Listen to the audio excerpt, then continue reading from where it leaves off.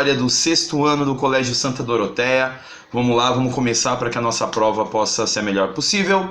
Começando pelos fenícios no livro 2, no final dele, né? A gente precisa lembrar algumas coisas, como por exemplo o legado que os fenícios deixaram para a nossa sociedade, que é a questão do alfabeto e do comércio. Foram os principais legados, né? Aquilo que é passado de geração em geração, deixado pelos fenícios para a nossa sociedade, o comércio e o alfabeto.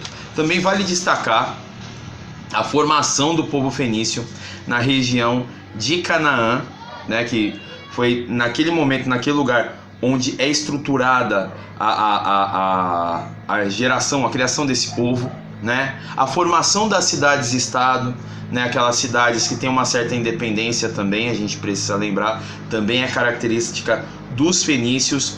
A região onde eles ficavam também ali próximo ao mar Mediterrâneo, que facilitou a questão do comércio para eles, vale lembrar isso. Tem até um mapa na página 49 do livro de vocês que aborda essa região onde eles se situaram mais na frente, né, próximo ao mar, o que facilitou o comércio, o mar Mediterrâneo, não vai esquecer disso não, viu? E outra coisa, a origem do nome Fenícia, dada pelos gregos, né, por conta de uma espécie de púrpura que tinha esse nome, e por conta disso esses cananeus passaram a levar o nome aí de moradores da Fenícia, certo?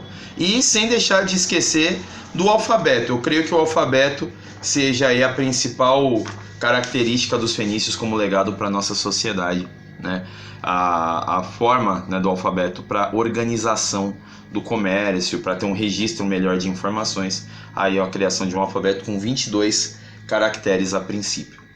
Partindo para a China, pessoal, alguns tópicos só para vocês lembrarem.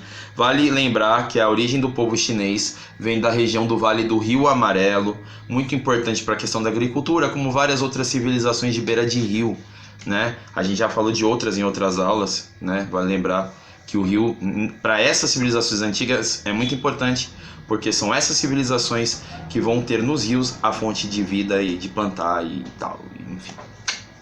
Prosseguindo a questão da organização familiar, a gente precisa lembrar também que os chineses vinham de uma organização matriarcal, depois passaram para uma organização patriarcal, onde o homem mandava, antes era a mulher que mandava, e várias outras situações, como por exemplo a questão do respeito, da obediência aos mais velhos, onde o patriarca era responsável por várias ações dentro da civilização chinesa, né?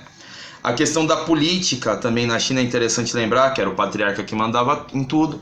Aí nós temos depois a formação das dinastias, como a primeira, que é a dinastia Xia, a primeira dinastia, ou seja, aquela família que mandava em tudo ali na região, na China, chamada de Xia.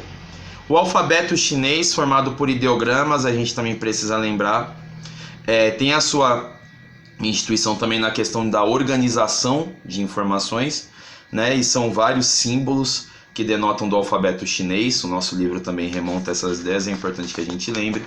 A questão da seda, muito importante. A seda era muito fundamental no comércio chinês. A sua produção era segredo de Estado. Você poderia ser punido com a morte se você falasse alguma coisa sobre o comércio, sobre a seda, a produção da seda. Até hoje a seda chinesa é muito chique, digamos assim, né? Também devemos lembrar da rota da seda, né? Que era o caminho feito lá de Xangnar até a região da Península Itálica, lá em Veneza, né? Então lembrem-se dessa rota da seda, como era feito, o caminho que era complicado, o trajeto era longo, tinha frio, tinha calor, o negócio era complicado. Lembra disso também. A criação do papel, né? A formação da criação da invenção do papel, como outras invenções também dos chineses, né? A pólvora e tudo mais, como era feito, a questão da imprensa, como o papel era imprensado para desenhar as letras e tudo mais. E a China imperial, né? Com seu primeiro imperador chamado Yingzheng, e no começo da sua gestão, a formação da muralha da China para a proteção do povo chinês de invasores. Yingzheng foi o primeiro imperador, foi o que começou a construção da muralha da China, e depois da sua morte ainda continuaram construindo o que é um dos maiores monumentos do mundo até hoje. E foi esse Yingzheng também que unificou a China em um estado só. Certo? Bom, gente, foi isso. Até mais. Espero que vocês tenham aprendido. Um grande beijo. Fui!